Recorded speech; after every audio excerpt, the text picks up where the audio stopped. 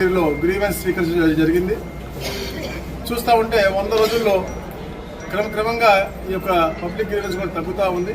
అందరూ కూడా ఎక్కడైతే రెవెన్యూ సమస్యలు ఉన్నాయో అవన్నీ కూడా పరిష్కార మార్గంగా ముందుకెళ్తామో అధ్యయనం చేస్తూ ఉన్నారు. ఎక్కడ అధికారులు వాటిని కూడా సాల్వ్ చేస్తాము. అలాగే అయితే వివిధ శాఖలు ఉన్నటువంటి ఇబ్బందులు ఉన్నాయో అన్ని కూడా సంబంధిత శాఖ అధికారులకి ఇక్కడ నుంచి గ్రీవెన్స్ పంపించడం జరుగుతూ ఉంది. అన్ని కూడా రిడ్రెసల్ చేసే విధంగా ఒక ప్రణాళికతో ఇక్కడి నుంచి వెళ్తా ఉన్నాం.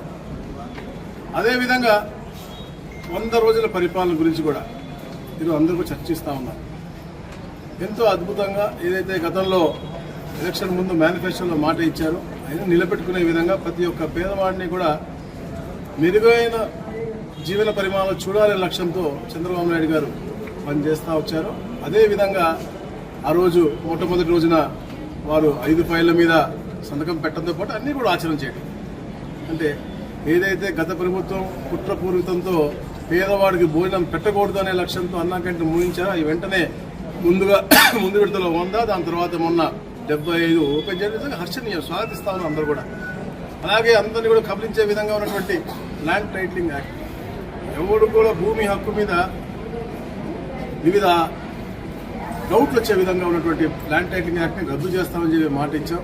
అందరికీ హక్కు కల్పించే విధంగా ల్యాండ్ టైటిలింగ్ యాక్ట్ రిపీల్మెంట్ చేసి ఒక ప్రణాళికాబద్ధంగా ఏదైతే జియో నంబర్ 596 ఉందో దాన్ని కూడా అధ్యయనం చేస్తూ ఎక్కడ కూడా పేదవాడికి అన్యాయం జరగకుండా ఉండే విధంగా మా అధికారులందరూ కూడా దాని మీద ఒక కార్యక్రమంతో ముందుకెళ్తా ఉన్నారు. అలాగే సదస్సులు కూడా ఎక్కడెక్కడ రీసర్వే మీద కూడా అభియోగాలు కూడా పోయే విధంగా అవన్నీ కూడా రెక్టిఫై అయ్యే విధంగా కూడా ప్రణాళికతో ముందుకెళ్తా ఉన్నారు. కాబట్టి ఇవన్నీ కూడా ఒక మంచి వాతావరణం క్రియేట్ చేయాలని లక్ష్యంతో పనిచేస్తాం.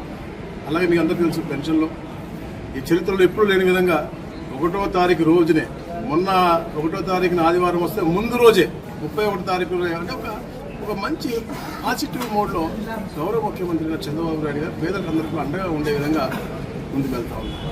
స్కిల్ సెన్సస్ అవ్వచ్చు, ఆల్రెడీ ఈరోజు మంగళగిరిలో మా యువ నాయకులు లోకేష్ గారి కాన్స్టిట్యున్సీలో ఒక పైలట్ ప్రాజెక్టుగా ఈ సెన్సస్ అనేది స్టార్ట్ చేయడం కూడా చాలా హర్షణీయం. అంటే ఇవన్నీ కూడా 100 రోజులు. ఇప్పుడు గౌరవ డిప్యూటీ సీఎం గారు ఆగస్టు 23న ఈ రాష్ట్రంలోని అన్ని పంచాయతీల్లో కూడా స్వర్ణ గ్రామంగా ఒక కార్యక్రమం తీసుకుని 13,000 పైచీలకు పంచాయతీల్లో గ్రామ సభలు పెట్టి అక్కడ ఉన్నటువంటి అర్జీలను కూడా తీసుకుని ఉపాధి హామీ పథకం కింద 4,500 కోట్ల రూపాయల ఒక కార్యక్రమంతో ముందుకెళ్తున్నారు. అందరూ కూడా పాజిటివ్ మోడ్లో ఈ ప్రభుత్వం పనిచేస్తూ ఉంది.